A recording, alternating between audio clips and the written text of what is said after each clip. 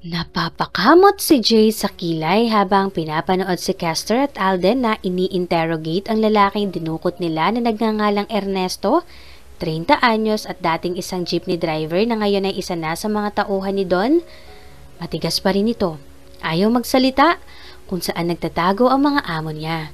Hindi sana siya pabor sa suhestyon ng mga kaibigan na dukutin na lang ang taong to para ituro kung saan tinatago ng amo nito si Lloyd.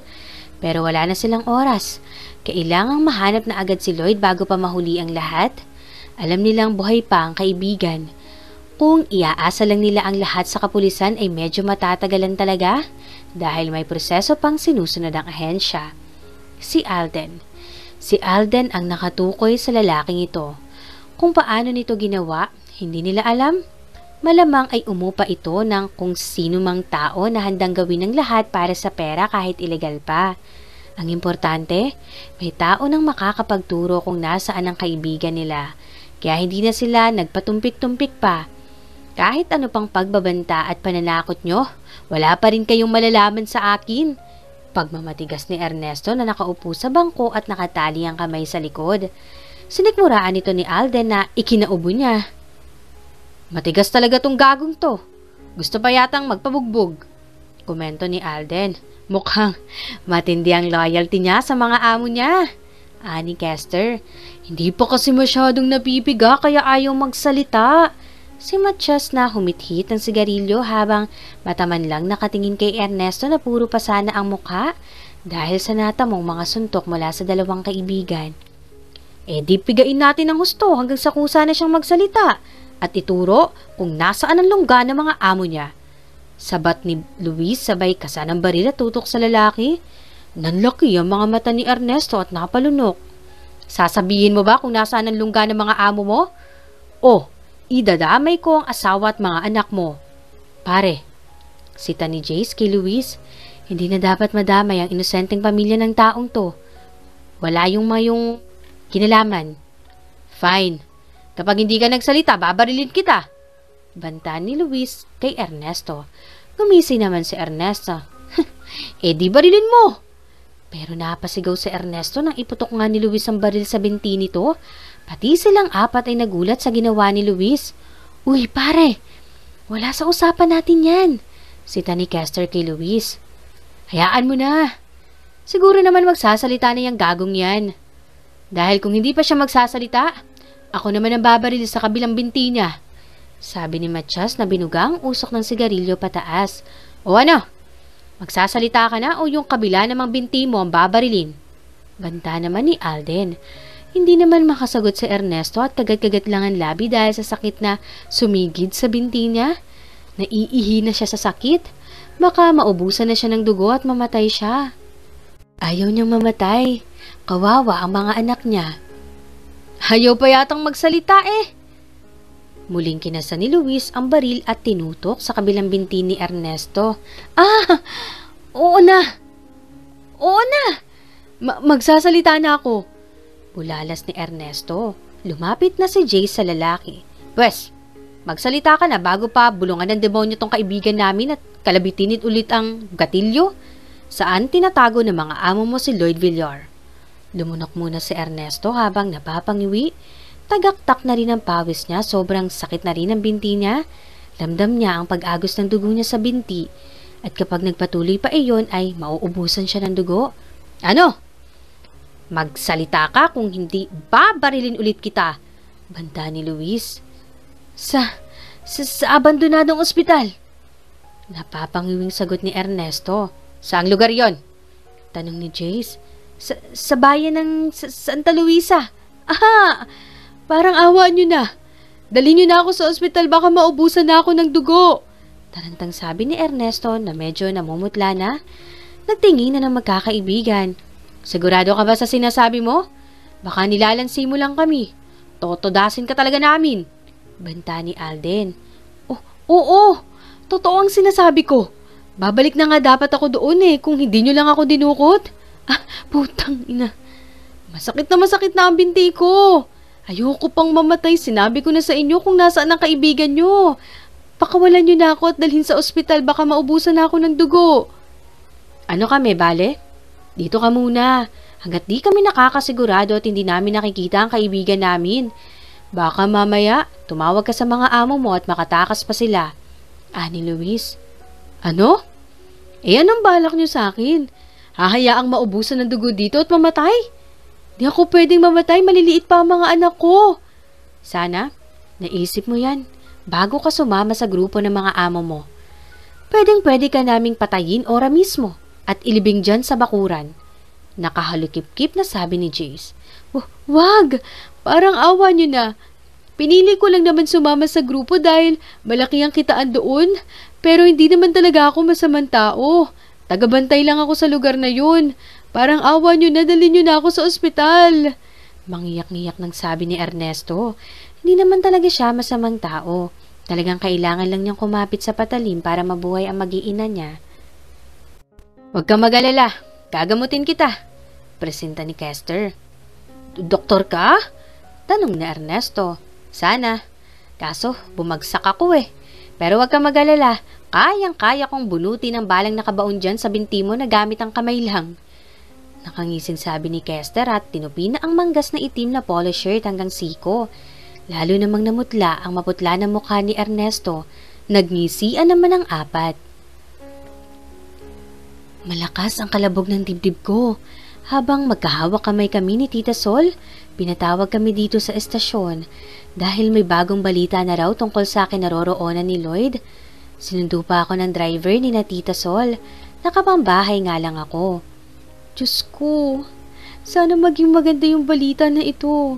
Sabi ni Tita Sol na pisil-pisil ang kamay ko. Hinihintay namin na pumasok ang hepe sa conference room para sabihin ang balita. Si Tito Arnold nga ay palakad-lakad na halatang natitense. Sana nga po, tita.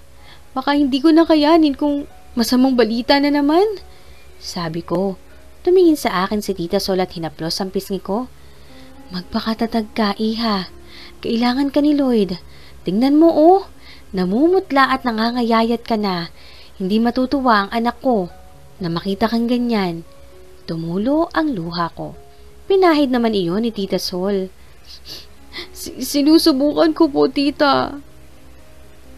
Ilang beses bang nabigo ang mga kapulisan? May mga lugar silang pinupuntahan na maaaring kinaroroonan ni Lloyd pero ang ending, laging negative. Bawat araw na dumadaan na walang balita kay Lloyd ay pinanghihinaan ako. At parang bibigay na ako. Wala akong ganang kumain at hindi makatulog. Tuluyan na nga akong pinaglib ni Miss Makalalad.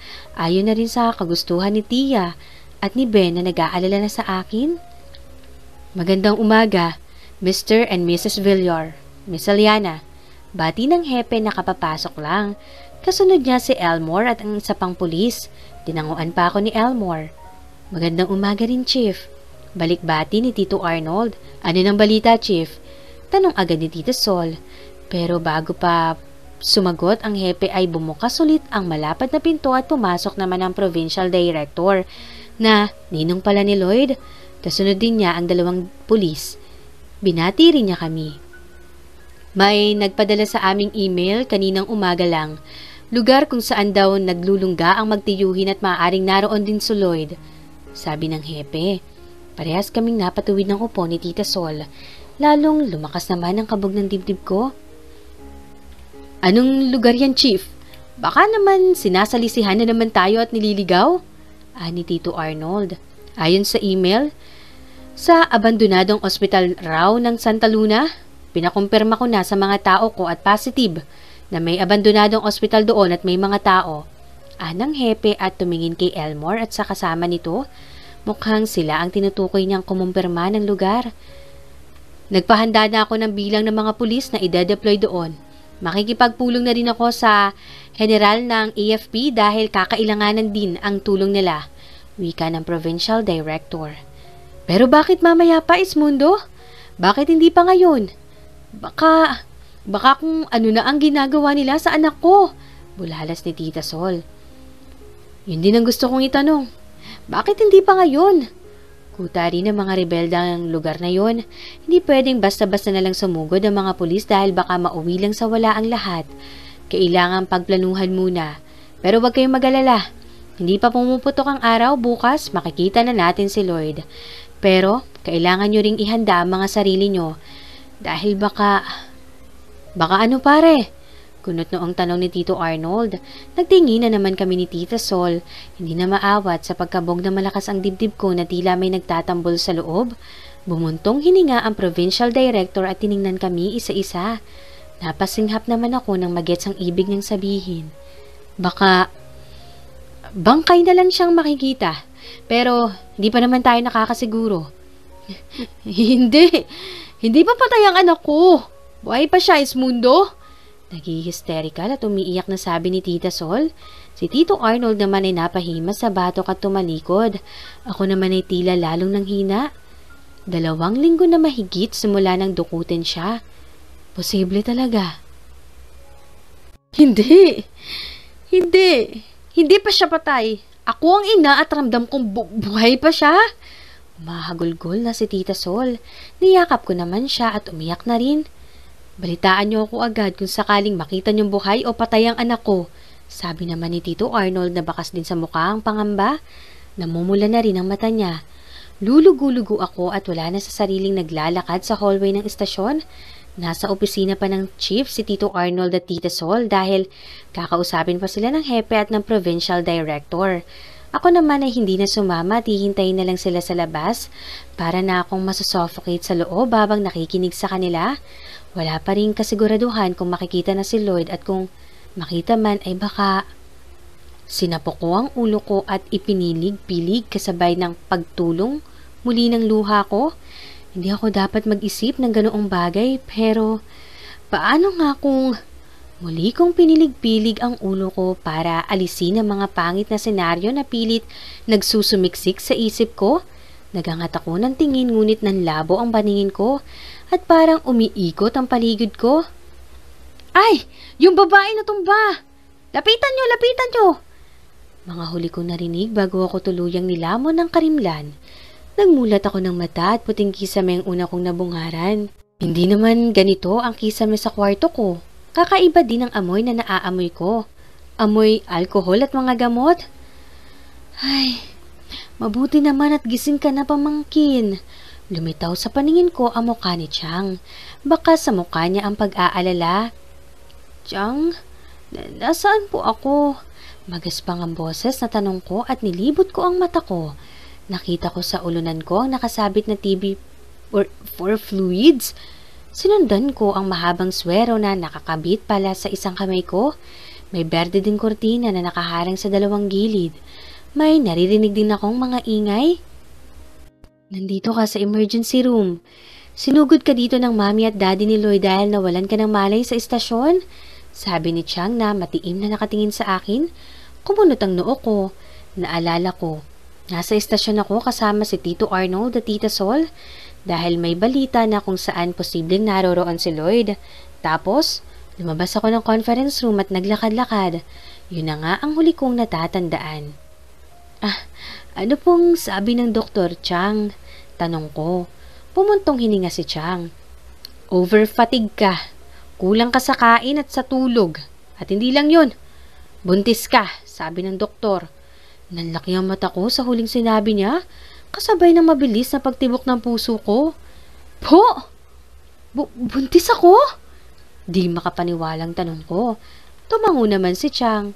Wala sa sariling napahawak naman ako sa puson ko. Nangilid ang luha ko. Buntis raw ako.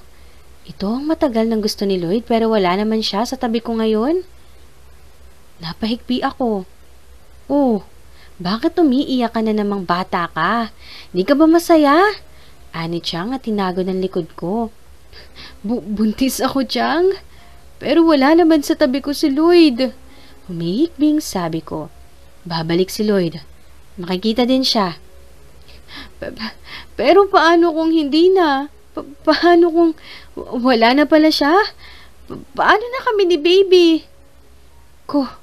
Wag ka kasing nag-iisip ng ganyan, bata ka. Hanggat hindi pa nakikita si Lorenzo, may pag-asang buhay pa siya. Ang intindihin mo muna ngayon ay ang kalagayan mo. Buntis ka. Ang sabi ng doktor, masela ng pagbubuntis mo. Bawal sa'yo ang may stress. Pinunasan ko ang luha ko at tumingin kay Chang. Alam na po ba nila Tita Sol at Tito Arnold? Oo, at tuwang-tuwa nga sila. Bahagya akong napangiti sa sinabi ni Chang. Nahawi ang kortinang green at sumilip ang mukha ni Tita Sol. Hay iha, gising ka na pala. Nakangiting sabi niya, tuluyan ang pumasok, kasunod si Tito Arnold. May mga dala silang brown paper bag. Kimi akong ngumiti sa kanilang dalawa. Kamusta ang pakiramdam mo, iha? Tanong ni Tito Arnold. Ayos naman po, medyo naghihina lang. Sagot ko. Overpatig ka raw kasi sabi ng doktor. Ang sabi naman ng tiyang mo, madalas ka lang daw nagmumukmok sa inyo at hindi masyadong nagkakakain tapos madalas kang umiiyak. Ni Tita Sol na hinawakan pa ang kamay ko. Baka sa kanyang mukha ang pag-aalala. Napayuko naman ako at napakagatlabi. Nahihiya ako sa kanila. Nauunawaan ko ang nararamdaman mo, iha. Parehas tayong nangungulila at nag-aalala sa anak ko. Pero ngayon, kailangan mo ring alagaan ang sarili mo. Dahil buntis ka sa anak nyo ni Lloyd. Sa apo namin. Mahinahong pagpapaalala ni Tita Sol. Nandito lang kami, iha. Hindi ka namin pababayaan ng Tita Sol mo. Lalo na at dala mo na ang apo namin. Ani Tito Arnold. Pinunasan ko ang luhang naglandas sa pisngi at nagangat ng mukha. Bumungan sa akin ang mga mukha nilang nakangiti. Si Chang ay hinahaplos ang buhok ko. Si Tita Sol naman ay hawak-hawak ang kamay ko. Kimi naman akong ngumiti sa kanila. Sa kabila ng pangit na pinagdadaanan namin ngayon, ay may maganda namang nangyari. Ang baby sa sinapupunan ko. Nagtagal pa kami sa emergency room hanggang sa maubos ang IV. Asikaso naman ako ni Tita Sol at Chang. Si Tito Arnold naman ay lumabas at may kausap sa phone. Dumating din si Ben at si Missy para kamustahin ako. Nabigla sila at natuwa na malamang buntis ako. Nariyan na sila. Imporma ni Alden sa kabilang gilid sa apat na kaibigan na nakasakay sa dalawang van kasama ang ilan nilang mga tauhan. Pinatay niya ang ilaw ng motor niya. Namatay din ang ilaw ng dalawang van na lula ng apat na kaibigan. Madilim na sa paligid at tanging mga ilaw lang ng mga sasakyan ang nagbibigay ng liwanag. Bibihira pa ang mga sasakyan na dumadaan. Maya-maya ay dumaan na ang pinakahihintay nila. Mula sa di kalayuan ay tanaw nila ang ilang army truck at police truck na hindi bababa sa 10 ang bilang. Papasok na sila ngayon sa bayan ng Santa Luna kung nasaan ang lungga ng magtiyuhin at kung nasaan din si Lloyd. Nang makalayo na ang mga army truck at police truck ay binuhay na niya ang makina ng bike niya. Pinigyan na niya ng signal ang mga kasama. Pinaandar na niya ang big bike at pinaharurot sa daang dinaanan ng mga truck. Sumunod naman ang dalawang van. Itinaon talaga nila na mauna ang mga sundalo at pulis bago sila sumunod. Wala silang ideya kung ano ang meron sa Santa Luna. Maliban sa ito ang pinakamahirap na bayan sa buong lalawigan at kuta ng mga rebelde. Di naman sila papasok na naturang bayan. Sa bungad lang sila at mag-aantabay kung sakaling magkaaberya. Gustuhin man nilang sumugod para sagipin ng kaibigan ay sobrang delikado naman. Pagiging sagaba lang sila sa mga pulis at sundalo. Kaya wala silang choice kundi mag-antabay na lang. Nang matanaw na nila ang arko sa entrada ng bayan ng Santa Luna ay huminto na sila. Hindi rin naman sila makakapasok dahil may checkpoint. Matyaga na lang silang naghintay at nakiramdam. Nagsibabaan naman ang mga kaibigan niya at nagsindi ng sigarilyo. Maliban lang kay Jace na may kausap sa cellphone na malamang ay ang misis nito. Bumaba na rin siya at tinanggal ang helmet. Dinukot niya ang pakete ng sigarilyo sa loob ng bulsa ng jacket. Yes, baby. Nandito na ako. Kumain ka na ba? Unot noong nilingon ni Alden si Luis habang humihitit ng sigarilyo. Binuga niya ang usok sa hangin at gumisi. Nag-iiba talaga ang timpla ng ugali ng kaibigan kapag kausap o kaharap nito ang asawa. Akala mo hindi mainitin ang ulo at maiksi ang pasensya. Napailing-iling na lang siya. Lumapit si Jace na seryoso ang muka. Problem? Tanong ni Alden. Nagsilingunan naman ng tatlo. Katatawag lang ni Tita Sol. Sinugod kanina sa ospital ang nobya ni Lloyd dahil hindi matay. Buntis daw. Imporma ni Jace sa mga kaibigan. Really? Tanong ni Kester. Tumango naman si Jace. That's a good news. Siguradong matutuwa si Lloyd niyan. Ani Luis na binalik na sa bulsa ang jacket. Ang cellphone. Sana nga buhay pa siya. Nakatiimbagang nasabi ni Jace. Nagsitahimik naman ang apat at nag-igtingan ng mga panga. Pero ginulantang sila sa sunod-sunod na putok ng baril sa di kalayuan.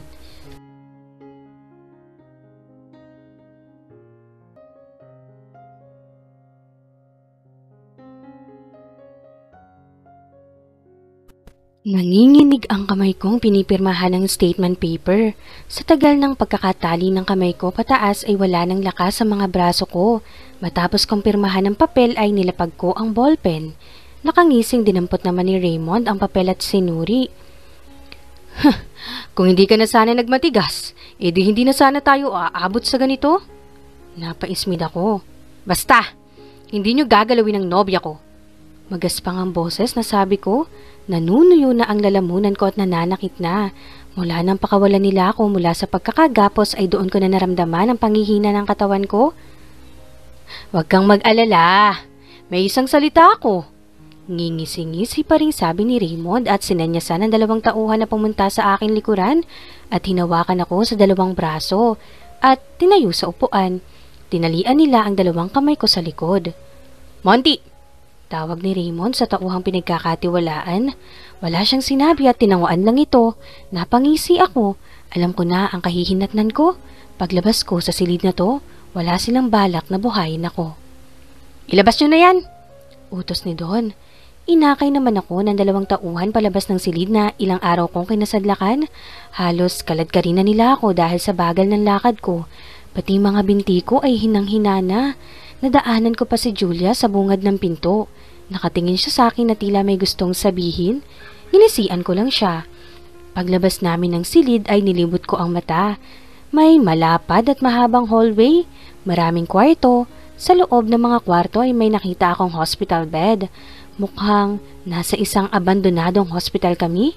At noon ko lang napagtanto na gabi na pala dahil sa kadiliman na nakakalat sa labas. Ang bagal mo namang maglakad, bilisan mo nga! Sigaw sa akin ng isang tauhan na mahigpit na nakahawak sa isang braso ko. Nilingon ko siya at sinamaan ng tingin. Nangilag na naman siya ng bahagya. Tinitingin-tingin mo dyan? Gusto mo? Ngayon palang tudasin na kita, ha? Nandidilat ang matang banta niya sa akin sabay bunot ng baril sa bewang niya. Easy ka lang, Kanor! Saway naman ni Monty na nasa likuran namin. Eto kasi masamang makatingin parang lalaban. Iniwas ko na ang tingin sa lalaki. Hindi ko na siya dapat pag-aksayahan ng lakas. Ang kailangan ko ngayon ay mag-isip at maging alisto kahit nang hihina. Hindi pwedeng mamatay ako sa lugar na ito. Malikot ang galaw ng mata ko at pinapakiramdaman ko ang sarili. Bagamat nanghihina ang pakiramdam ko ay alam kong kaya ko pang makipagbuno sa 2 lalaking may hawak sa akin. Pero hindi ako sigurado kay Monty na alam kong hindi rin basta-basta. Mas lalo pang naging malikot ang mata ko nang malapit na kaming lumabas ng gusali. Nakikita ko na ang malawak na talahiban.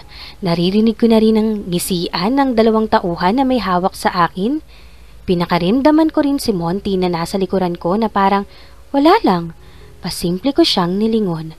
Nakasuksok ang isa niyang kamay sa bulsa habang ang isa naman ay may nakaipit na sigarilyo. Nagtama ang tingin namin. Nginisian niya ako. Nginisian ko rin siya. Ilang hakbang na lang ay tatapak na ako sa lupa. Alam kong ililigpit na nila ako. Humugot ako ng malalim na hininga. Pagtapak ko sa lupa ay tatakbo ako sa talahiban.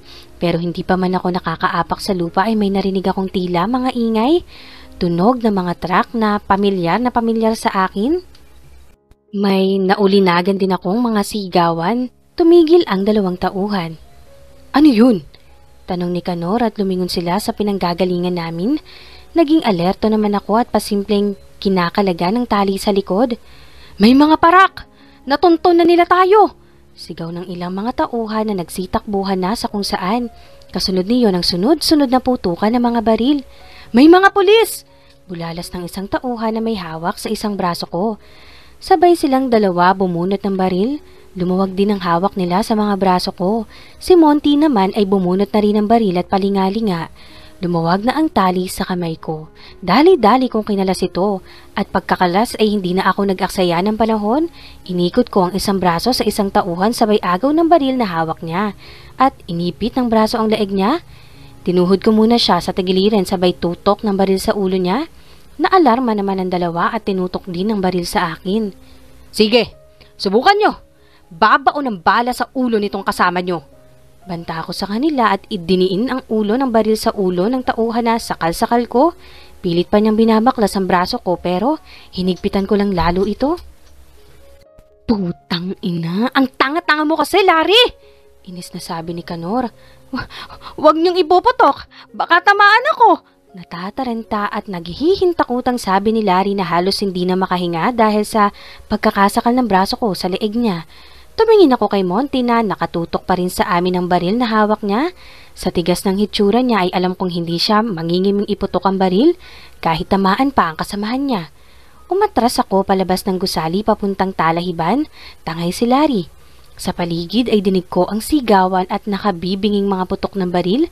Alam kong mga kasamahan ko ang mga pulis na dumating. Natunton na rin nila ako. Monty, anong gagawin natin? Baka makatakas ang pulis na yan, mayayari tayo, kinabosing, sabi ni Kanor. Barilin mo! Utos ni Monty. Wag! Sigaw ni Larry. Seryoso ka, Monty? Baka tamaan si Larry. Nag-aalangang sabi ni Kanor. Wala akong pakialam, barilin mo! Matigas na utos ni Monty. Umatras pa ako lalo, tangay si Larry malapit sa talahiban. Nagpupumiglas pa ito pero lalo ko lang itong sinakal. Pero, hindi na natuloy ni Kanor ang sasabihin ng magpaputok na si Monty ng baril. Tinamaan sa katawan si Larry. Nagpaputok pa ulit siya. Ginawa kong panangga ang katawan ni Larry at nagpaputok din. Una kong binaril si Kanor na tinamaan sa hita. Sunod si Monty na mabilis na nakapagtago. Binitawan ko na ang walang buhay na si Larry at pumasok na sa talahiban habang binabaril pa rin ang dalawa. Tumakbo ako sa loob ng talahiban. Dinig ko pa ang boses ni Monty na sumisigaw at binabaril ang direksyon ko. Lampas tao ang makapal na talahib at humihiwa sa balat ko ang talim ng mga dahon nito. Pero hindi ko yun iniinda. Madilim din sa paligid. Pero nakikita ko ang liwanag ng flashlight na tumatago sa talahiban. Binilisan ko pa ang bawat hakbang ko. Ang importante ay makatakas ako. Habulin nyo! Nandyan pa yun at hindi pa nakakalayo. Paulanan nyo ng bala! Sigaw ni Monty. At nakarinig na nga ako ng sunod-sunod na putok ng baril. Tumapa ako sa lupa at gumapang. Kailangan kong makalayo ng husto. Mahina pa rin ang katawan ko. Himala nga lang na matapos ang ilang araw na pambubugbog nila sa akin ay nakakagalaw pa ako at humihinga pa. Impit akong napadaing ng tila may kung anong bumaon sa hita ko. Kinapa ko ito. May dugo. Tinamaan ako. Pero hindi ako pwedeng tumigil dahil baka mahuli nila at tiyak na hindi nila ako bubuhayin. Kailangan ko makalapit sa mga kasamahan ko. Kaya kahit hirap at sumisigid ang kirot sa hita ko ay pinilit kong gumapang. Naririnig ko ang mga yabag nila, ang paghawi ng talahib. Huli ka! Saan ka pupunta ha? Napaigik ako nang may tumapak sa binti ko. Lumingon ako. Sumalubong sa akin ang liwanag ng flashlight at tatlong dulo ng mahabang baril na hawak ng tatlong lalaki na mga nakangisi. Sa mga hitsura at kasuotan nila ay may mga rebelde sila. Mukhang nandito kami sa Santa Luna. May lumitaw ulit na isang lalaki. Si Monty. Akala mo makakatakas ka ha? Kuta ng mga rebelde ang lugar na ito. Mas alam nila ang pasikot-sikot sa lugar na to. Nakangising sabi niya. Sabay baril sa balikat ko na ikinadaing ko. Napahawak ako sa balikat. Umaagos na ang dugo. Dama ko ang balang nakabaon. Napapanguwi ako sa sakit. Dam! Ano? Tadtari na ba natin ang bala to? Tanong ng isang rebelde. Mukhang hanggang dito na lang talaga ako. Pumikit ako at binagsak ang ulo sa lupa. Habang habol ang hininga. Mukhang hindi na kami magkikita ni Aliana. Ngumisi ako. Sige! Tadtarin nyo ng bala yan hanggang magkabutas-butas ang katawan yan. Utos ni Monty. Kasunod niyon ay nakarinig ako ng mga kasanang baril. Hoy! Tigil! Dinig kong sabi ng isang boses. Putangin na! May mga sundalo! Eskapo na tayo! At umatras na nga ang tatlong rebelde sa talahiban. Sumunod si Monty pero bago pa ito makapasok sa talahiban ay binaril ko ito ng 2 beses sa likod.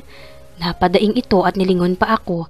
Akmang babarilin niya ulit ako pero nabaril naman siya ng mga sundalong papalapit sa amin hanggang sa tuluyan na siyang bumagsak sa lupa at nalagutan ng hininga. Nang hihinang binaba ko ang braso kong may hawak ng baril, umiskwat sa tabi ko ang 2 sundalo. Ang iba naman ay hinabol ang 3 rebelde. Nilapitan din ng mga sundalo ang katawan ni Monty. Hinawakan ako ng 2 sundalo at tinihaya. Napadaing pa ako nang sumigid ng kirot sa balikat at hita ko. SPO1 Lloyd Villar. Dumilat ako at tumango-tango. Narinig ko namang tumawag sa two-way radio ang isang sundalo at sinabing nakita na ako. Humingi siya ng stretcher. Sinuri rin nila ang mga tama ko. Kinakausap nila ako, tinatanong ng kung ano-ano. Tipid lang akong sumasagot at tumatango lang kung minsan. Alam kong ginagawa nila yon para hindi ako makatulog. Nakakaramdam na rin kasi ako ng pamimigat ng mata. Ilang araw ba naman akong walang tulog? Hanggang sa dumating na nga ang stretcher at ilan pang mga sundalo at pulis. Lloyd! Tawag sa akin ni Elmore at lumapit. Kasunod niya sila David. Baka sa kanilang mga mukha ang tuwa at pag-aalala. Tangina! Salamat naman at buhay ka pa, pare! Tuwang sabi ni David at tinapik ako sa binti na ikinadaing ko dahil ang binti kong may tama ang tinapik niya. Naku! Sorry pare! May tama ka pala dyan. Tumawa lang ako. Masaya ako na makita sila. Akala ko hindi ko na sila makikita. Ayos lang pare! Malayo naman sa bituka. Maingat na akong nilagay ng mga sundalong medic sa stretcher at nilabas na sa talahiban. Panay naman ang kausap sa akin ni na Elmore. Grabe ang mga pasamo sa katawan pare. Mukhang nanggigil sila sa kagwapuhan mo ah. Biro ni Elmore. Bagamat baka sa mukha niya ang pag-aalala sa akin, inisian ko siya. Ganun talaga kapag gwapo. Ganting biro ko rin. Nakalabas na kami sa talahiban. Nakita ko na ang ilaw ng mga ambulansya. Mukhang hindi lang ako ang napuruhan dahil may nakita akong ibang taong nakasakay sa stretcher na pinapasok sa loob ng isang ambulansya. Si Don yan, nag-aagaw buhay matapos tamaan ng bala. Inatake pa sa puso. Swertihan na lang kung mabuhay pa siya. Sabi ni David. At kung mabuhay man siya, sa kulungan ng diretsyo niya. Segunda ni Elmore. Mabuti naman at nahuli na siya. At mukhang nahuli na rin ang ibang mga tauhan. May nakikita pa nga akong itim na body bag na daladala ng mga sundalo at pulis at sinasakay sa iba pang ambulansya. Mukhang mga bangkay ito na mga hindi pinalad. Nahagip din ang paningin ko si Julia na nakaposas at hawak-hawak ng 2 kasamahan kong pulis. Wala kayong karapatan na tratuhin ako ng ganito. I am a congressman. Idedemand ako kayong lahat. Tungayaw ni Raymond na nakaposas na rin at hawak-hawak ng isang pulis at sundalo. Kasabay niya si Chief Dominador. Sige lang, Congressman. Karapatan niyo yan. Magkita na lang tayo sa korte. Sabi ni Chief at inutusan na ang mga pulis na isakay na sa mobil si Raymond na nagtutungaw-ngaw pa rin. Gumising naman ako. Batas pa rin na nagtagumpay sa huli. Maingat naman uli akong nilipat sa hospital stretcher at pinagulong na ito palapit sa isang bukas na ambulansya. Pero bago pa ako naipasok sa loob ng ambulansya ay lumapit sa akin si Chief at sinaladuhan ako. Kahit nanghihina ang isang braso ay sumaludo rin ako. Lumapit din si Provincial Director na ninong ko. Natutuwa akong makitang buhay ka, iho. Naghihintay sa iyo ang daddy at mami mo pati na rin ang nobya mo. Sabi ni ninong na tinapik-tapik ako sa kamay. Salamat, Ninong. Sabik na nga akong makita ang pamilya ko, lalo na si Aliana. Miss na miss ko na siya. Siguradong alalang-alala na siya sa akin. Sandali lang! Nilingon ko ang pamilyar na boses na sumigaw. Napangisi ako nang makitang papalapit ang 5 kong kaibigan. Nandito rin pala sila. Damn! You pare! Pinag-alala mo kaming masyado. Mabuti naman at buhay ka pa. Ani Luis. Tinaas ko ang isa kong kamay at nagdaupang palad kami. Lumapit din sila Kester, Alden, Matias at Jace at nagdaupang palad din kami. Halatang masaya sila na makita ako, bagamat may mga ngisi sa labi. Masaya din akong makita sila. Para ko na rin silang mga kapatid. Excuse me po mga sir. Kailangan na po siyang ipasok sa ambulansya para dalhin sa ospital bago pa po siya maubusan ng dugo. Singit ng isang sundalong medic. Oo nga pala, kita na lang tayo sa ospital pare. Sabi ni Kester at dumistansya na silang 5. Tumangulang ako at nag-thumbs up. Sinakay na ng stretcher ko sa ambulansya. Pumasok na rin ang mga medic at si Elmore na siyang makakasama ko. Bago pa maisara ang pinto ng ambulansya ay sumilip muna si Jace. Kapit lang pare, huwag kang bibitaw. Hinihintay ka ni Alyana at ang magiging baby nyo. Napakunot ang noo ko sa sinabi ni Jace. Anong ibig mong sabihin pare? Ngumisi si Jace. Buntis ang nobya mo. What? Bigla akong napabangon pero napadaing ako nang sumigid ang kirot sa balikat ko.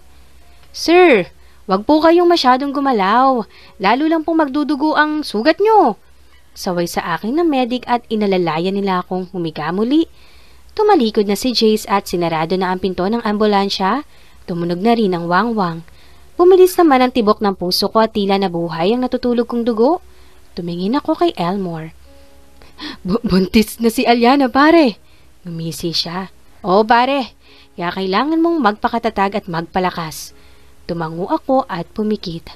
Talagang magpapalakas ako para sa mag-ina ko, no? Magpapakasal pa kami ni Alyana. Manganganak pa siya. Bubuo kami ng pamilya. Dumilat ako. Paandarin niyo na ang ambulansya.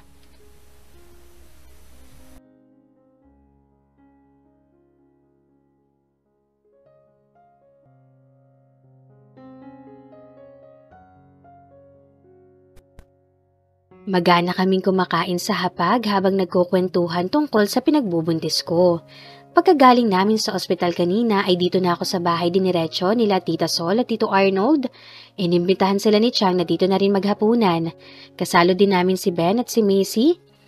Congrats, Box! Super happy ako para sa'yo kasi magkakababy ka na rin. Di ka rin nagpakabog ha? Bati sa akin ni Macy na katabi ko sa bandang kaliwa ko. Bahagya naman akong tumawa sa sinabi niya. Oo nga, mag-best friend talaga tayo. Yan, ganyan. Tumawa ka rin paminsan-minsan. Hindi yung lagi kang nakasimangot. Baka mamaya paglabas ni baby mo nakasimangot din. Sige ka. Dugtong pa ni Macy. Ngumiti naman ako. Kahit papaano ay medyo gumaan ang pakiramdam ko dahil sa kaalaman ng buntis ako. Pero mas gagaan ang loob ko kung nandito si Lloyd. Miss na miss ko na siya ng sobra. Siguradong tuwang-tuwa siya kung nandito lang siya. Kinurap-kurap ko ang mata para pigilan ang pamamasa nito dahil baka maiyak na naman ako. Nakakahiya naman sa kanila. Nasa gitna kami ng hapunan. Iha, kain lang ng kain. Heto, humigop ka ng mainit na sabaw para mainitan ng sikmura mo. Inusod ni Tita Sol sa tabi ng plato ko ang mangkok na may mainit na sabaw ng nilaga. Thank you po, tita. Sabi ko at nginitian siya. Basta, huwag ka nagpapalipas ng gutom, iha. Lagi ka nang kakain sa tamang oras para malusog si baby habang lumalaki dyan sa tiyan mo. Paalala niya sa akin. Tumangutango ako. Ngayong magkakababy na ako, hindi na pwedeng magmukmuk ako ng magmukmuk na lang. Kailangan ko ring alagaan ang sarili ko. Para sa baby ko, sa baby namin ni Lloyd. Sana, magpakita ka na sa amin, Lloyd. Miss na kita. Pagkatapos ng hapunan ay sa sala kami nagtipon-tipon. Pinagpapahinga na nga nila ako pero hindi pa ako inaantok. Nakatulog kasi ulit ako kanina sa ospital. Kami ni Macy ang magkatabi sa sofa habang nagkukwentuhan. Si Ben ay bumalik sa parlor niya para magsara. Si Chang at Tita Sol ay may kanya-kanya ding kwentuhan. Habang si Tito Arnold ay nasa labas at as usual may kausap na naman sa phone. Sa pagkukwentuhan namin ni Macy tungkol sa pagbubuntis namin ay kahit papaano, nababaling sa iba ang isip ko. Honey, pumasok si Tito Arnold at tumingin sa amin isa-isa. Napansin kong medyo namumula ang mata niya na parang naiiyak. Yes, honey, tanong ni Tita Sol. Tumawag si Esmundo. Nakita na si Lloyd. Halos sabay kaming tumayo ni Tita Milarsol. Kumabog na malakas ang dibdib ko. Nakita na po si Lloyd, Tito? Tanong ko. Tumingin siya sa akin at tumango. At buhay siya. Isusugod na siya ngayon sa ospital. Natuptop ko ang bibig at tahimik na humikbi. Nakakabingi ang malakas na kabog ng dibdib ko. Niyakap ako ni Macy. Diyos ko, ang anak ko. Buhay siya. Salamat po, salamat po. Umahagulgol na sabi ni Tita Sol at yumakap kay Tito Arnold. Abangan na natin siya sa ospital, honey. Gusto ko nang makita ang anak natin. Tumango naman si Tito Arnold. Sige, pupunta tayo ng ospital ngayon din. Sasama po ako. Singit ko. Gusto ko na rin makita si Lloyd. Sabik na akong makita siya. Gusto kong malaman ang lagay niya. Tumango naman sila sa akin. Agad naman akong pumunta ng kwarto at nagbihis. 15 minutos ang nakalipas ay nasa ospital na kami na pagdadalhan ni Lloyd. Wala pa sila. Pero ang sabi ni Tito Arnold ay malapit na raw. Palakad-lakad ako sa waiting area habang pisil-pisil ang kamay. Mabilis din ang tibok ng puso ko. Maging si Tita Sol ay hindi rin mapakali. Kumalma nga muna kayong dalawa. Baka kayo pa ang mauna sa loob ng emergency room. Saway sa amin ni Chang na kasama rin namin. Si Ben at si Macy ang naiwan sa bahay. Bakit kasi ang tagal nila? Naiinip na sabi ko. Oo nga, honey. Ano? Malapit na ba? Naiinip din na tanong ni Tita Sol kay Tito Arnold. Binaba ni Tito Arnold ang cellphone at lumapit sa amin. Kumalma kayong dalawa, okay? Paparating na sila. O siya, umupo nga muna kayong dalawa. Hinakay ako ni Chang sa upuan. Inalalayan din ni Tito Arnold si Tita Sol maupo. Ilang sandali pa ay nakarinig na kami ng mga wangwang. Napatayo na naman kami ni Tita Sol. Nariyan na yata sila, honey! Bulalas ni Tita Sol. Sunod-sunod na ngang pumasok sa compound ng ospital ang may 4 na ambulansya, convoy ng mga police truck at military truck. Lumapit kami ni Tita Sol sa ambulansyang nauna. Bumaba ang isang medic at binuksan ang likuran ng ambulansya. Lloyd, anak! Tawag ni Tita Sol at takmang lalapit pa pero pinigilan siya ni Tito Arnold sa braso. Maging si Chang ay hawak rin ako sa braso. Pasilip-silip ako sa nakahiga sa stretcher. Pero sa isang tingin pa lang ay alam kong hindi si Lloyd ang nakahiga. Sobrang bilis ng tibok ng puso ko. Binaba na ang stretcher na may gulong at sinalubong na ito ng mga hospital staff. Isang may edad na lalaki ang sakay ng stretcher at duguan ng bandang dibdib. May oxygen din na nakakabit sa kanya. Mukhang nag-aagaw buhay siya. Namukhaan ko ito nang tumaan sa harapan ko. Si Don. Napatiimbagang ako at kinuyom ang kamao. May bumangong galit sa dibdib ko. Kung hindi lang siya mukhang nag-aagaw buhay ay susugurin ko siya. Pinuntahan ko na lang ang isang ambulansya na ngayon ay bukas na ang likuran. Bumaba ang isang pulis na pamilyar sa akin. Si Elmore. Tinulungan niya ang 2 staff na binababa ang stretcher. Lumakas ang kalabog ng dibdib ko na makita ang pamilyar na figura na nakahiga sa stretcher. Lloyd! Tumakbo ako palapit sa stretcher. Hinarangan ako ng isang staff pero sinabi ni Elmore na nobya ako ng pasyente kaya hinayaan na akong makalapit. Napaawang ang labi ko kasabay ng pagtulo ng luha ko nang makita ko ang itsura niya. Puro pasa at sugat ang hubad na itaas na kanyang katawan. Ang iba ay nangingitim na. Ang iba ay kulay asul na at namumula pa. Dumudugo ang kaliwang balikat niya. Mukhang may tama siya doon. Ang pantalon niya ay maruming-marumi at tila may bakas ng dugo. Iyon ang pantalon na suot niya nang huli kaming magkita. Dumako ang tingin ko sa mukha niya. Makapal na ang bigote at balbas niya. Pero hindi nito naitago ang mga pasa at bugbog sa mukha niya.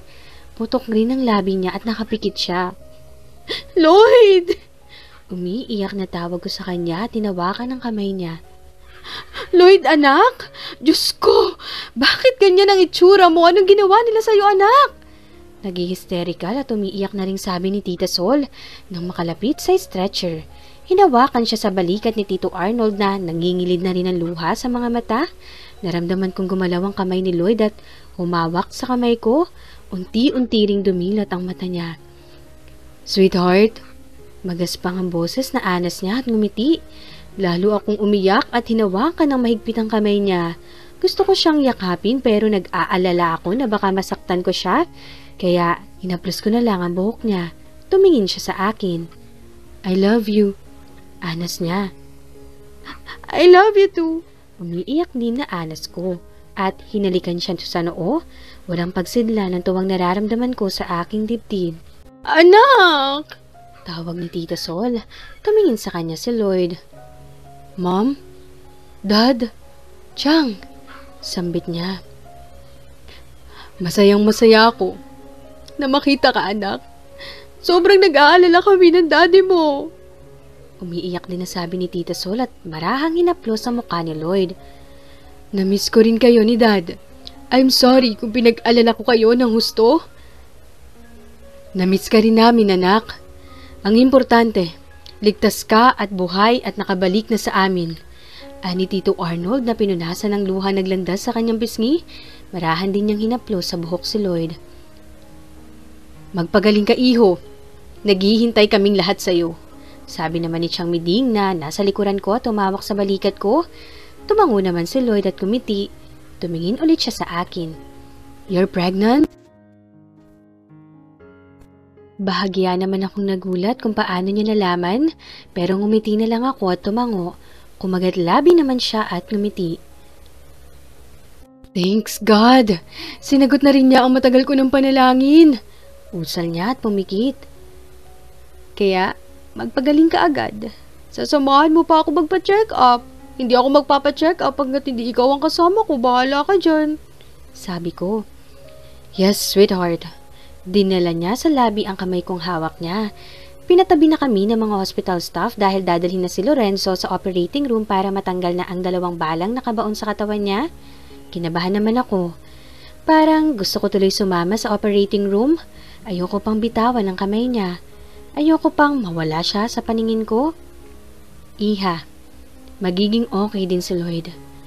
Bumalik na siya sa atin, sabi ni Tita Sol at umawak sa kamay ko.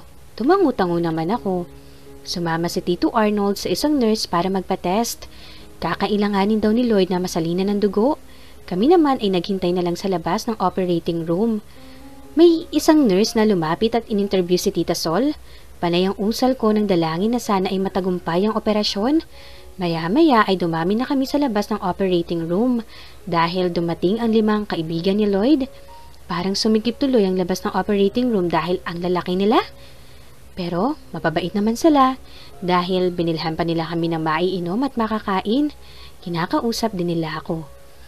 Alam na rin pala nilang buntis ako. Sinabi raw ni Tita Sol at sinabi rin daw nila kay Lloyd. Kaya pala alam niya. Naghintay pa kami ng ilang oras sa labas ng operating room. Si Tito Arnold ay hinahanda na para sa pagsali ng dugo kay Lloyd. Sasalinan daw kasi ito agad paglabas ng operating room. Iha? Magpahinga ka kaya muna. Untag sa akin ni Tita Sol. Pero tita, hindi pa po nakakalabas si Lloyd, sabi ko. Hindi ako uuwi hanggat hindi ko nasisigurong ligtas si Lloyd. Bumuntong hininga si Tita Sol. Ay, o sige. Pero uuwi ka kapag nakalabas na si Lloyd. Hindi pwedeng lagi kang nagpupuyat. Buntis ka. At saka para makapagpahinga na rin ang tiyang mo. Tiningnan ko si Chang na nakaupo sa tabi ko. Nakasandal na ang ulo niya sa pader at nakapikit. Naawa naman ako. Alam kong antok na siya pero hindi naman niya ako maiwan dito. Tumango ako kay Tita Sol. Opo. Gusto ko lang makasiguro na ligtas po si Lloyd. Hinawakan ni Tita Mirasol ang kamay ko at tinapik-tapik. Naghintay pa nga kami sa labas ng operating room. Pati ang mga kaibigan ni Lloyd ay matyaga din naghihintay. Maya-maya pa ay bumukas na ang pinto ng operating room at lumabas ang 2 nurse na may mga dalang gamit. Nagsitayuan naman kami. Si Chang na nakatulog ay nagising at napatayo na rin. Sunod namang lumabas ang doktor na nag-opera kay Lloyd. Tinanggal niya ang face mask at hinarap kami. Dok, kamusta na ang anak ko? Tanong ni Tito Arnold. Natanggal na namin ang 2 balang nakabaon sa kanya. Dadalhin na siya sa kwarto niya at kailangan niyo na rin hong sumunod para agarang masalinan ng dugo ang anak niyo. Sabi ng doktor. Sige ho, Dok. Sabi ni Tito Arnold. Pumukas ng malaki ang operating room at lumabas na ang gurney bed na lulan si Lloyd. Nakasuot na siya ng hospital gown at nakapikit. May swerong nakakabit sa isang kamay niya. Tulak-tulak ng 2 lalaking nurse ang gurney bed. Sumunod naman kami dito. Nakasilip ako sa salamin ng pinto sa loob ng silid, kung saan nakaratay si Lloyd. Nasa loob na rin si Tito Arnold at sinasalinan ng dugo si Lloyd. Bumuntong hininga ako at hindi inaalis ang tingin sa mukha ni Lloyd. Awang-awa ako sa itsura niya at parang dinudurog ang puso ko. Hindi ko ma-imagine ang hirap na dinanas niya sa mga kamay ng mga kriminal na yun. Iha, magpahinga ka na. Nilingon ko si Tita Sol na hinawakan ako sa braso. Ngumiti siya sa akin at hinaplos pa ang buhok ko. Kailangan mo nang magpahinga, masyado nang malalim ang gabi. Ipapahatid ko na kayo sa driver. Sabi ni Tita Sol. Ngumiti naman ako at tumango. Ayoko pa sanang umuwi pero ayoko namang magmatigas at baka maging dagdag alalahanin pa ako. Paano po kayo? Tanong ko. Magpapahinga din ako maya-maya lang. Huwag kang mag-alala. Kasama ko naman ang mga kaibigan ni Lloyd. Tumingin ako sa mga kaibigan ni Lloyd. Si Alden, Kester at Matches na lang ang naiwan. Si Chase ay nagpaalam munang uuwi dahil tumawag na si Ivy. Ganon din si Luis. Napag-alaman kong may asawa na pala siya. Sige po, babalik na lang ako bukas. Sabi ko, nagyakapan muna kami ni Tita Sol bago niya tinawag ang driver para ipahatid kami ni Chang sa bahay. Nagpaalam din ako sa mga kaibigan ni Lloyd. Tiningnan ko ang oras sa cellphone ko. Mag-aalas 12 na pala ng gabi. Inabukasan ay mag-aalas 8 na akong nagising. Nataranta pa ako dahil tanghali na ako. Baka gising na si Lloyd at hinahanap ako. Agad akong kumuha ng damit at halos takbuhin ng banyo para maligo. Kumain ka muna bago ka pumunta ng ospital, sabi ni Chang. Sa ospital na po ako kakain, Chang. Sabi ko habang nagsusuklay ng buhok na medyo mamasa-masa pa. Abay hindi! Kumain ka muna. Hindi kita pala labasin hanggat hindi ka pa kumakain. Alalahanin mo, buntis ka. Sermon ni Chang at pinandilatan ako ng mata. Napanguso na lang ako at umupo na sa mesa kung saan ay may nakahain ng pagkain at kakain na lang. Kumuha ako ng plato at nagsandok na ng sinangag, skinless at itlog. Pinagtimpla din ako ni Chang ng paborito kong hot chocolate. In fairness, marami akong nakain. Siguro kasi, bumabalik na ang mood ko dahil nakita na si Lloyd. Chang, aalis na po ako. Paalam ko kay Chang at sinukbit na ang shoulder bag. O sige, sunod na lang ako mamaya. Nandyan na rin sa labas ang driver nila Sol at hinihintay ka. Po? Kanina pa po siya dyan? Bakit di nyo agad sinabi? Namaywang si Chang. Kasi, alam kong magmamadali ka sa pag-alis. Siniguro ko munang makakakain ka. Sige na, umalis ka na. Napakagatlabi na lang ako at lumabas na ng bahay. Nasa labas na nga ang sasakyan.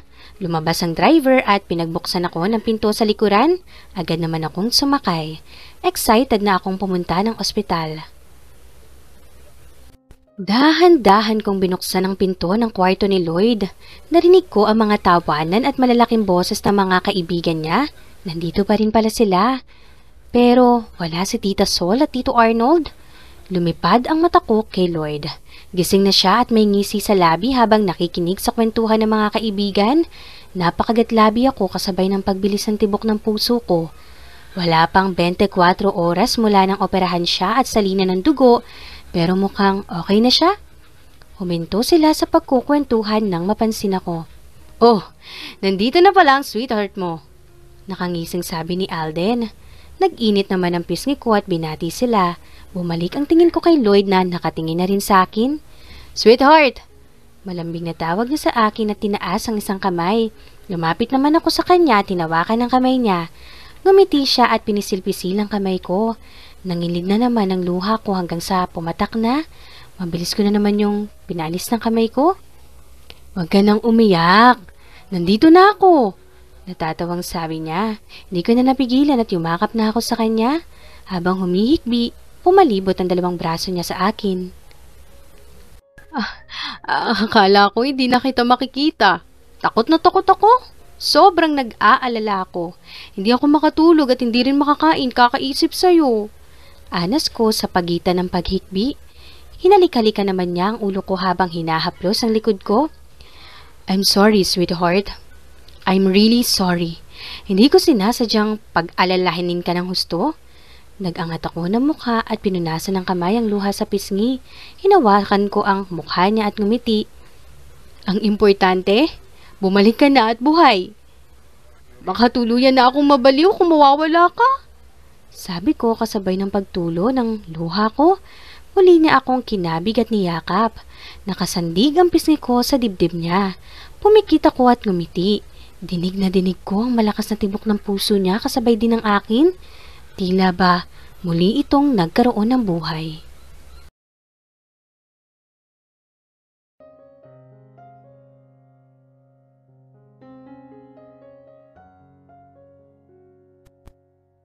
weeks later. Lumipas pa ang mga araw, bumubuti na ang lagay ni Lloyd. Ang bilis nga niyang makarecover. Pagaling na ang mga pasa niya sa katawan. Medyo paika-ika pa nga lang siyang maglakad dahil may tama siya sa kaliwang hita. Pero mabilis nang humihilom ang sugat. 1 linggo lang siya sa ospital at dito na siya sa bahay niya magpapagaling ng husto. Siyempre, ako ang nag-aalaga sa kanya katuwang si Tita Sol. Ang bahay niya ay pinaayos na ni Tito Arnold at wala lang bakas na nilooban. May dagdag din na security. Sa dumaang mga araw ay marami na ang nangyari. Binawian na ng buhay si Don. Si Congressman Raymond ay tuluyan nang nakulong at nahaharap sa patong-patong na kaso. Pero ang mas nakakagimbal sa lahat ng nangyari ay ang pagpapakamatay ni Julia sa loob ng piitan. Natagpuan siya sa banyo na nakabigti. Nag-iwan pa siya ng sulat kay Lloyd na humihingi siya ng tawad sa lahat ng ginawa niya. Kahit naiinis ako sa kanya ay nakaramdam din ako ng awa. Hindi ako pabor sa ginawa niya. Mas pinili pa niya magpakamatay kesa magbagong buhay. Si Lloyd naman ay na-promote. Pero hindi pa sigurado kung kailan siya babalik sa serbisyo o babalik pa ba? Dahil matigas si Tito Arnold sa utos nitong magretiro na siya. Alam kong ginagawa iyon ni Tito Arnold dahil nag-aalala lang ito dahil sa nangyari sa kanya. Maging ako man ay yun din ang gusto ko. Ang magretiro siya, lalo na at magkakaanak na kami. Ayoko namang maagang mawalan ng ama ang anak ko dahil sa trabaho niya. Maingat kong hinahagod ang razor sa panga niya pababa sa leeg niya. May hawak akong bimpo na nakasahod sa may baba niya. Nandito kami sa banyo at inaahitan ko siya. Gusto ko na may balbas at bigote siya pero hindi naman yung sobrang kapal at haba. Napaangat ako ng tingin sa kanya. Nagsalubong ang mga mata namin. Mukhang kanina pa siya nakatingin sa akin. Nag-init na naman ang pisngi ko at bahagya akong ngumuso. Bakit? Tanong ko. Ngumiti siya. Ang sarap mo namang mag-alaga, misis na misis ang dating mo. Aniya. Mas lalo naman nag-init ang pisngi ko. Siyempre, boyfriend kita kaya dapat lang naalagaan kita, no? Sabi ko. Tumawa siya at hinapit ako sa bewang ng bahagya. Kaso, ayoko nang maging boyfriend mo. Napakunot noo ako sa sinabi niya. Anong ibig mong sabihin? Kumagat labi siya at ngumiti. Ang ibig kong sabihin, ayoko nang maging boyfriend mo dahil gusto ko nang maging asawa mo. Pakasal na tayo, sweetheart. Malambing na sabi niya. Mapupungay ang kanyang mga matang nakatingin sa akin. Natigilan naman ako at napaawang ang labi. Bumilis ang pintig ng puso ko. Nagpo-propose ka na ba sa akin? Manghang tanong ko. Kinuha niya ang razor sa kamay ko at ang bimpo. Nilapag niya ito sa marmol na lababo.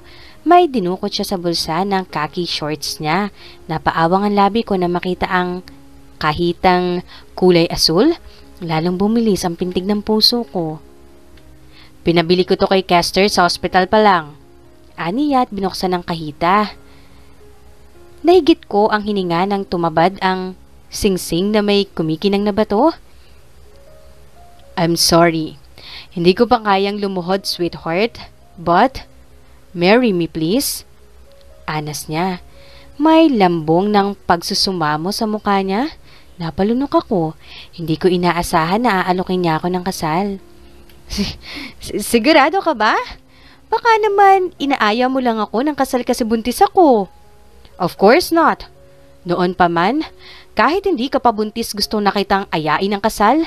Iniisip lang kita dahil alam kong hindi ka pa handa dahil focus ka pa sa pagtuturo. Pero ngayon, wala nang dahilan para hindi tayo magpakasal. Gusto ko, bago lumabas si baby, kasal na tayo. So, marry me, sweetheart. Please. Napakagatlabi ako. Tama naman siya. Ngayong may baby na kami, kasal na lang talaga ang kulang sa amin at isa na kaming pamilya. Wala naman akong pag-aalinlangan sa kanya. Mahal ko siya at siya lang ang lalaking gusto kong makasama habang buhay hanggang sa pagtanda. Tumingin ako sa kanya at tumango. Sige, magpakasal na tayo. Naluluhang sabi ko at ngumiti. Ngumiti na rin siya na halos abot tenga at kinuha ang kaliwang kamay ko. Sinuot niya sa daliri ko ang singsing. Himalang sukat na sukat ito.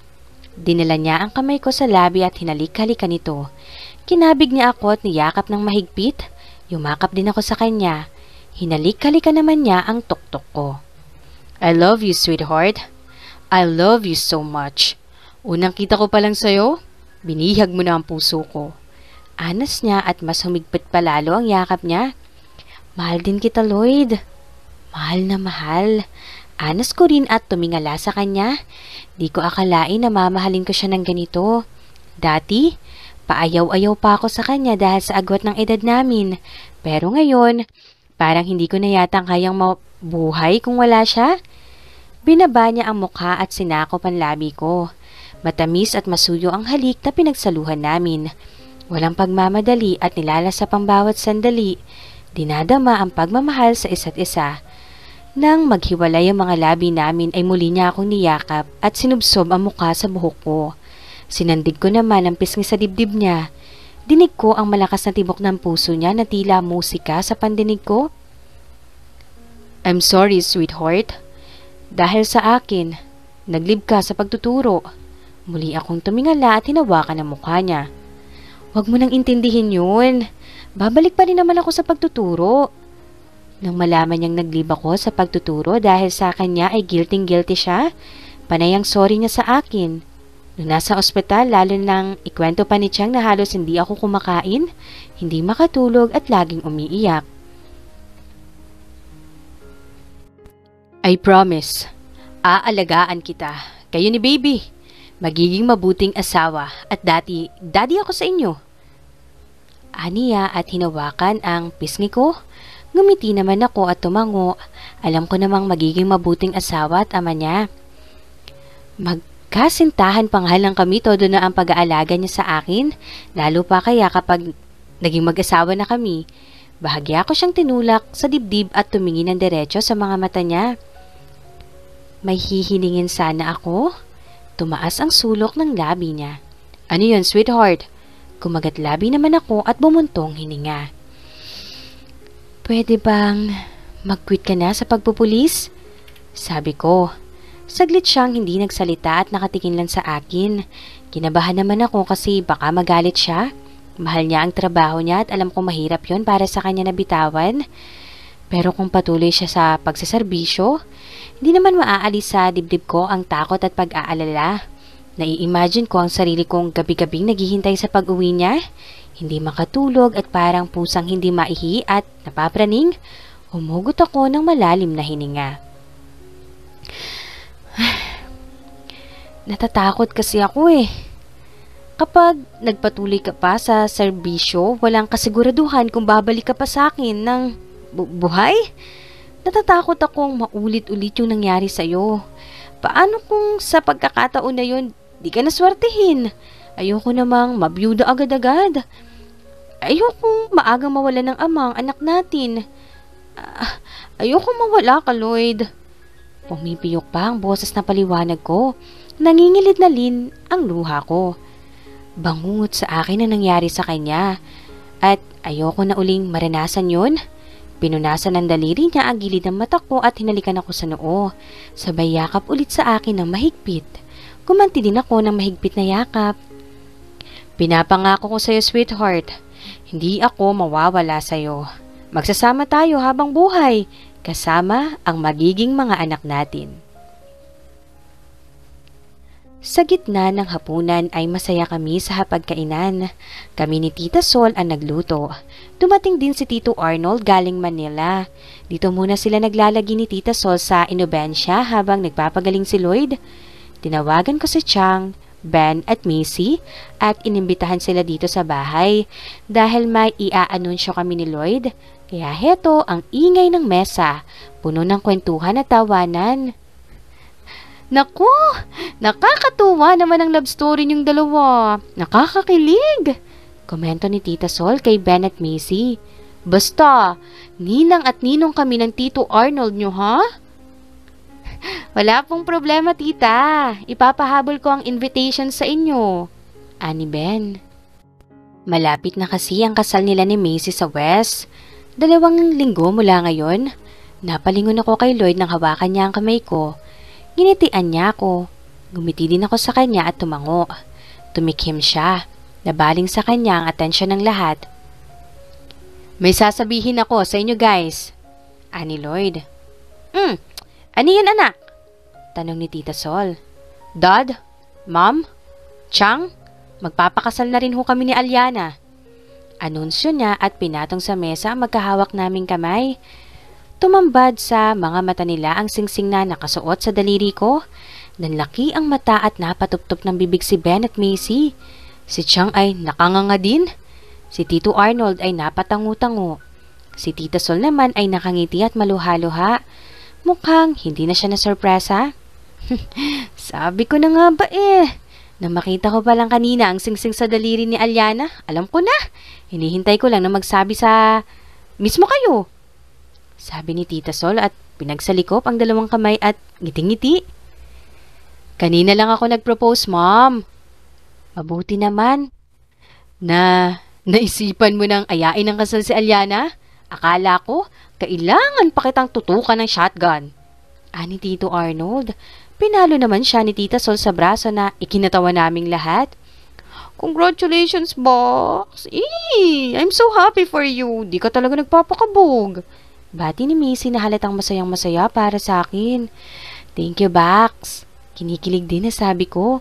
Tumikhim naman si Chang sa tabi ko. Natuon sa kanya ang atensyon namin. Chang, sana ho ay okay lang sa inyo na magpapakasal na kami ni Aliana. Bilang guardian niya, hinihingi ko ho ang permiso nyo. Sabi ni Lloyd. Ano ka bang bata ka? Siyempre okay na okay sa akin, no? Alam mo namang sa una pa lang, botong-boto na ako sa iyo para sa pamangkin ko. Ani Chang. Ngumiti naman kami ni Lloyd. Salamat ho, Chang. Masaya ako para kay Aliana dahil nakatagpo siya ng lalaking mag-aalaga at magmamahal sa kanya. Ganon din kay Ben. Masaya ako para sa mga pamangkin ko. Siyempre, matanda na ako. Gusto ko, bago ako mawala sa mundo, maayos na ang lagay nila sa buhay. Hinawakan ko ang isang kamay ni Chang at sumandig sa balikat niya.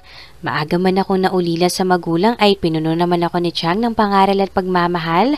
Siya na ang naging magulang ko. Thank you po, Chang, sa pag-iintindi at pag-aalaga sa akin. Sabi ko. Siyempre, pamangkin kita. Para na kitang anak, kayo ni Ben. Ang gusto ko lang ay ang ikabubuti niyong 2. Tumayo si Ben at lumapit sa aming 2 ni Chang. Sabay namin siyang niyakap. Nakatingin naman sa amin ang mga naroon sa lamesa at may mga ngiti sa labi. Kahit si Tito Arnold na hindi naman palang ngiti ay nakangiti rin. Basta, Chang. Kahit may asawa na kami ni Aliana, nandito pa rin kami para sa'yo. Sabi ni Ben. Tumangu-tangu naman ako. Naluha naman si Chang at tinapik-tapik kami sa braso. Pumalik na si Ben sa upuan niya at naghawak kamay din sila ni Macy. Oh, ikaw Aliana. Maging mabuti kang asawa kay Lloyd. Bawas-bawasan ang katigasan ng ulo. Bilin pa sa akin ni Chang. Opo, Chang. Binalingan naman ni Chang si Lloyd. Ikaw na ang bahala sa pamangkin ko, Lloyd. Alagaan mo siya at pagpasensyahan mo na rin ang kakulitan niyan kung minsan. Oho, Chang. Makakaasa ho kayo. Sabi ni Lloyd na muling hinawakan ang kamay ko. Hinalikan pa niya ako sa noo. So, anong balak niyo sa kasal? Western ba muna? Tanong ni Tito Arnold. Ginitian ko lang si Lloyd. Hindi pa namin napag-uusapan ng detalye tungkol sa kasal. Tumingin si Lloyd sa daddy niya. No, Dad. Gusto ko. Sa simbahan na agad. Sabi niya at binalik ulit ang tingin sa akin. Bahagya ko namang nahigit ang hininga. Tumangu-tangu naman si Tito Arnold at Tita Sol. Kailan naman ang balak nyo? Actually, hindi pa namin napag-uusapan yan, Dad, Ma'am. Pero dahil natanong nyo na rin, gusto kong magpakasal kami 3 months from now, habang hindi pa masyadong malaki ang tiyan ni Aliana. Napaawang ang labi ko sa sinabi ni Lloyd. Ayos lang ba yun sa'yo, sweetheart? Tanong ni Lloyd. Gumiti naman ako at tumango. Siyempre, ayos lang sa akin. Nasurpresa nga ako kasi gusto pala niya sa simbahan agad. Akala ko sa West. Na-excite tuloy ako na magsuot ng trahe de boda. Pero, hindi ba masyado naman yata mabilis ang 3 months, anak? Baka hindi kayanin ang preparasyon, sabi ni Tita Sol. Kakayanin yun, ma. Magbabayad ako ng malaki sa mga wedding planner na kukunin ko. Basta, gusto ko, 3 months from now, ikakasal na kami ni Aliana sa simbahan.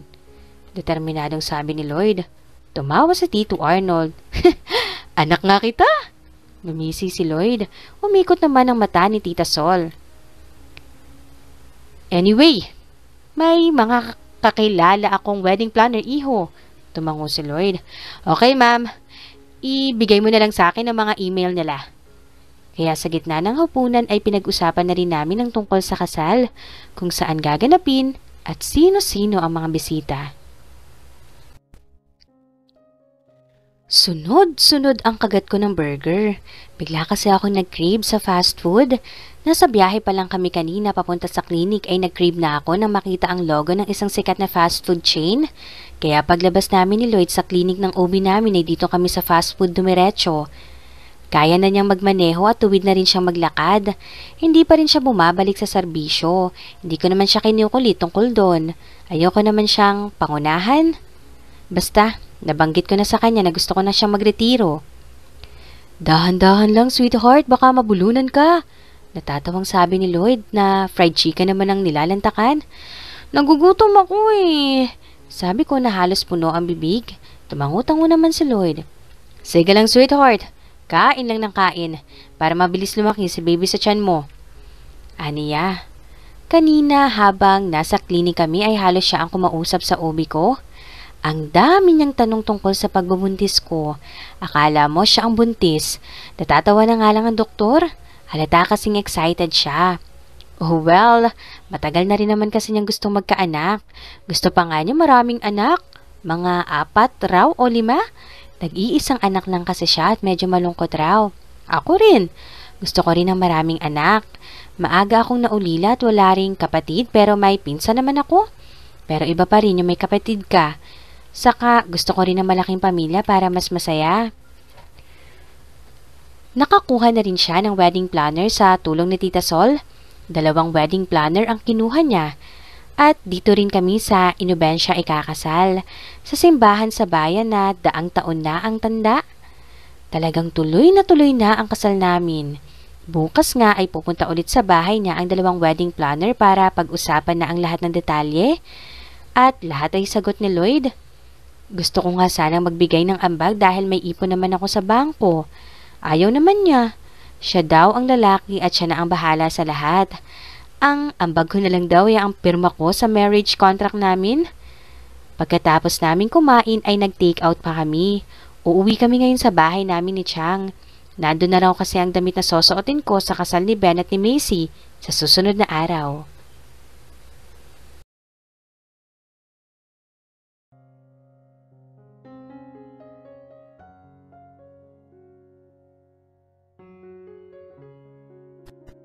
Two months later. I now pronounce you husband and wife. You may now kiss the bride. Nagharap kami ni Lloyd at hinawakan niya ang dulo ng veil ko at dahan-dahang tinaas. Napangiti ako lalo nang malinaw ko ng masilayan ang gwapo niyang mukha na nakangiti rin. Inabot ko ang pisngi niya at hinaplos. Inabot rin niya ang mukha ko at hinaplos din. Pinalis ng daliri niya ang luha kong pumatak. Nangiti naman ako lalo. Hinapit niya ako sa bewang at nilapit ang mukha sa akin. Sumigabo ang palakpakan sa loob ng simbahan nang maglapat ang mga labi namin ni Lloyd. Nagtagal ng ilang sandali ang paglalapat ng aming labi. Masuyo at malambing ang halik na pinagsasaluhan namin. Simula ngayong araw na ito ay ganap na kami mag-asawa sa mata ng Diyos at sa mata ng tao. Nang maghiwalay ang labi namin ay sa noon naman niya ako hinalikan. Napapikit naman ako at nilapat ang isang palad sa ibabaw ng barong niya sa tapat ng dibdib niya. Damang-dama ko malakas na pintig nito gaya rin ng sa akin. Mahal na mahal kita, Mrs. ko. Anas niya. Dumilat ako at tumingala sa kanya. Mahal na mahal din kita, Mr. ko. Nasasabik na akong gumising sa umaga na mukha niya ang una kong makikita. Nasasabik na akong ipagluto siya ng almusal sa umaga at asikasuhin ang mga kailangan niya pagpasok sa trabaho. Nasasabik na akong hintayin ang pag-uwi niya araw-araw at sasalubungin ko siya ng mainit na yakap at halik. "Congratulations, newlyweds!" Bati sa amin ng mga bisita at sinabuyan kami ng mga petals ng bulaklak nang makalabas na kami ng simbahan. Ngiti-ngiti naman kami ni Lloyd. Mahigpit ang hawak na sa kamay ko. Lumapit sa amin si Tita Sol at Tito Arnold at niyakap kaming dalawa. "Welcome to our family, Iha." Bati sa akin ni Tito Arnold, nayakap ako at tinapik-tapik ako sa likod. Ginitian ko naman si Tita Sol na nakangiti rin sa akin bagamat maluha-luha. Inabot ko ang kamay sa kanya at hinawakan niya iyon at pinisil. "Thank you po, Tito," sabi ko kay Tito Arnold nang maghiwalay na kami ng yakap. It's Daddy, Iha. "And call me Mommy from now on," ani Tita Sol at muli akong niyakap. Sa wakas, may anak na rin kaming babae. Naluha na naman ako sa sinabi ni Tita Sol. Ramdam ko ang pagtanggap nila sa akin. Ramdam ko may bago akong pamilya. Si Chang naman ang lumapit sa amin at niyakap rin ako. Maluha-luha rin siya. Sa wakas, natupad na rin ang hiling kong makatagpo ka ng lalaking magmamahal at mag-aalaga sa iyo habang buhay. Madamdaming sabi ni Chang. "Salamat po, Chang. Sa lahat. At kahit may asawa na ako, nandito pa rin ako para sa inyo at hindi ko kayo pababayaan."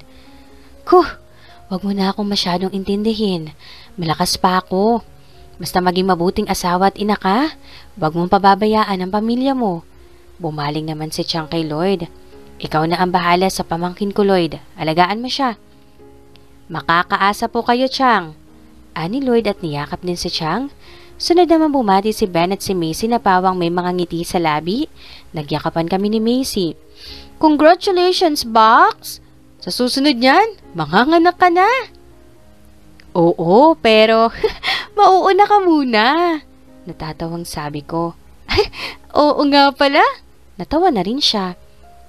"Ikaw na ang bahala dito sa pinsan ko, Lloyd, ha?" Habili naman ni Ben. "Sure, pare." Nakangising sabi ni Lloyd at tinapik sa balikat si Ben. Binati rin kami ng mga co-teachers ko na imbitado din, pati na rin ang ilan naming kapitbahay. Siyempre, hindi rin nagpahuli sa pagbati ang mga kasamahan ni Lloyd sa serbisyo. "Congratulations, Sir Lloyd, Ma'am Aliana," bati ni Jeffrey. Initaan ko naman siya at pinasalamatan. "Sa wakas, sa simbahan rin ang tuloy nyo. Congrats sa inyong dalawa," ani David at nagtapikan pa sila sa balikat ni Lorenzo. Ako naman ay kinamayan at nginitian niya. "Mamimiss ka namin sa istasyon, pare, at sa mga operasyon." Si Elmore. Ngumisi naman si Lloyd. "Mamimiss ko rin kayo.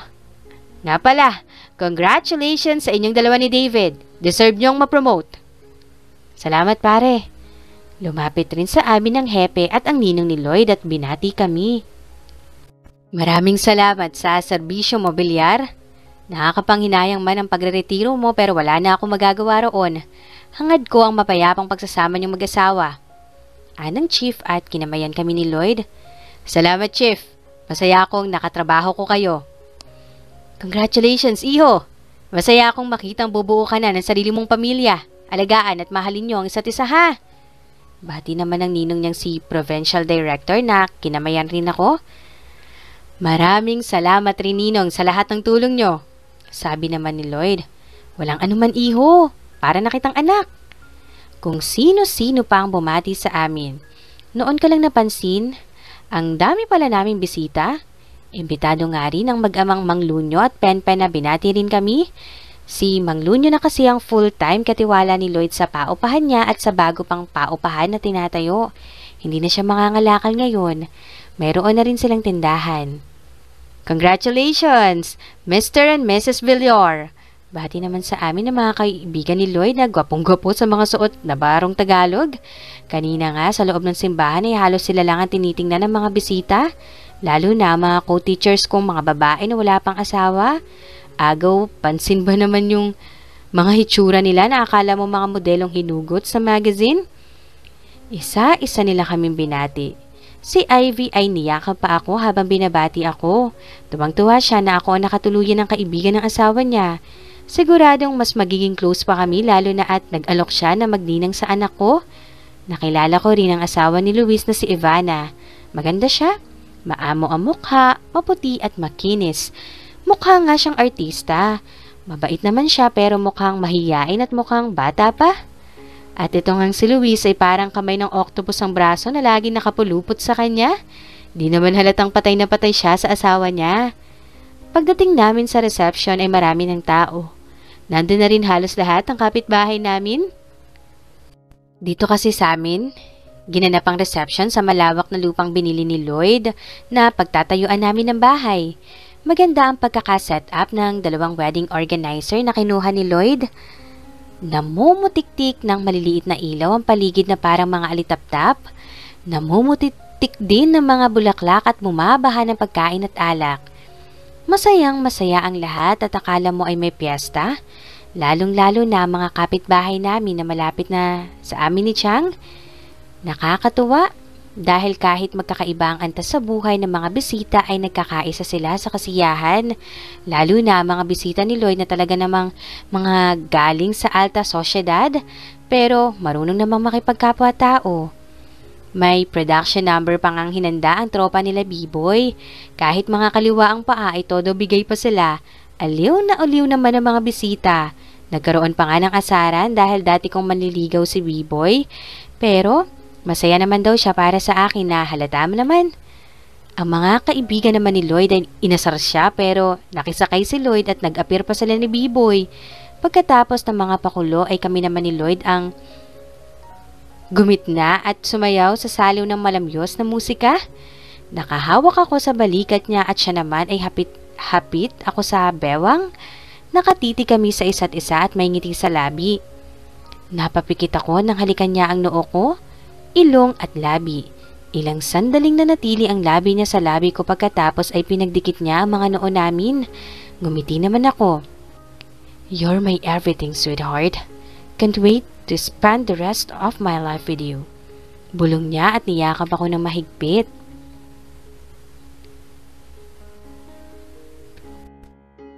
Makalipas ang maraming taon. Shh! Tahan na anak. Pag-aalo ko sa isang taong gulang kong bunso na babae na si Ava. Inaantok na siya kaya nagtatantrums. Ayaw naman niya sa yaya niya o kahit sino sa bahay. Maya-maya ay medyo tumahan na siya. Inabot sa akin ng yaya niya ang feeding bottle niya at binigay sa kanya. Agad naman niya itong sinubo at sinipsip ang tsupon. Pumipikit-pikit na ang mata niya. Inaantok na nga. Napangiti ako at tinapik-tapik ng marahan ang malusog na hita niya. Kamukha niya talaga ang mami niya. Wala si Aliana dahil pinuntahan ng bahay ng isang estudyante niya na ilang araw nang hindi pumapasok. Gusto ko sana siyang samahan kanina kaya lang may kausap akong kliyente sa cellphone kaya pinasamahan ko na lang siya sa driver. Nang makita kong tulog na si Baby Ava ay ibababa ko na sana siya sa crib. Pero nakaramdam siya at kumapit sa damit ko. Ayaw pa niya magpababa kaya binuhat ko na lang siya. Lumabas kami sa kwarto nila ng Kuya Renz niya. Sa ngayon ay magkasama sila ng kwarto pero paglaki nila ay bukod na sila. Habang pababa ng hagdan ay nakita ko ang 4 na taong gulang kong panganay na anak na naglalaro sa sala. Hawak ang laruan niyang baril. Bang! Bang! Napangisi ako sa ginagawa ng anak ko. May patagu-tagu pa siya sa sofa na para bang may kalaban talaga siya. Sabay gulong sa carpet at tutok ng baril sa kung saan. Napapailing na lang si Dad na nagbabasa ng business magazine. Si Mami naman ay busy sa kausap sa cellphone. Malamang ay katawagan na naman ang mga amiga niya. Sabado ngayon kaya nandito kaming lahat sa bahay na pinagawa ko malapit sa bahay ni Chang. 1 taon nang tapos ang bahay at agad naming nilipatan. Nasunod ang lahat ng plano naming mag-asawa sa bahay. Hindi naman siya ganoong kalaki na parang mansyon. Ayaw kasi ni Aliana na sobrang laki dahil baka hindi na kami magkakitaan lahat. Pero pinalagyan ko ng mini playground sa labas at swimming pool. Nagpalagay din ako ng mini garden na gusto ni Aliana at may man-made pond na may mga koi fish. Kapag lumalapit doon si Renz ay pinababantayan namin dahil lumulusong siya sa pond at hinuhuli ang mga koi fish. ulam daw. Daddy Lo, magpupulit ako paglaki ko. Huhulihin ko mga bad guy at mga chismosa. Sabi ni Renz kay Daddy. Maganda yan, Apo. Una mong hulihin yung mamila mo. Hirit ni Daddy na ikinatawa ko na lang. Nakita na naman ako ni Renz at lumapit sa akin. Ginilo ko naman ang buhok niya. Ako na naman na nakita mo, Arnold. Protesta naman ni Mami na mukhang tapos na sa pakikipag-usap. Kanina ka pa kasi dyan sa cellphone mo? Nakasimangot at sabi ni Daddy. Napangisi naman ako. Kahit matatanda na sila at may apo na ay hindi pa rin nawawala ang bangayan nilang dalawa. Gusto kasi ni Daddy sa kanya lang ang atensyon ni Mami. Naiintindihan ko naman si Daddy dahil ganun din ako kay Aliana. Umupo ako sa mahabang sofa, karga pa rin si Baby Ava na tulog na bagamat nakasupso pa rin sa dede niya. Si Renz ay nagtatatakbo na naman ulit sa sala. Sinaway ko naman siya na wag masyadong maingay dahil natutulog ang kapatid niya. Ay sus!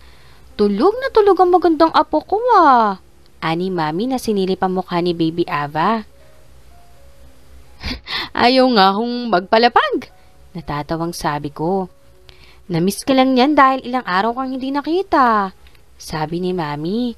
Napangisi naman ako. Mukhang gano'n na nga. Ilang araw din kasi ako nasa Manila at pinapatakbo ang kumpanya. Naging busy pa nitong mga nakaraang araw kaya sobra ko ring namimiss ang mag-iina ko. Ang bilis talaga ng panahon. 1 taon na tong bunso niyo ni Aliana. Si Renz naman ay mag-aaral na sa susunod na pasukan. Oo nga, Ma'am.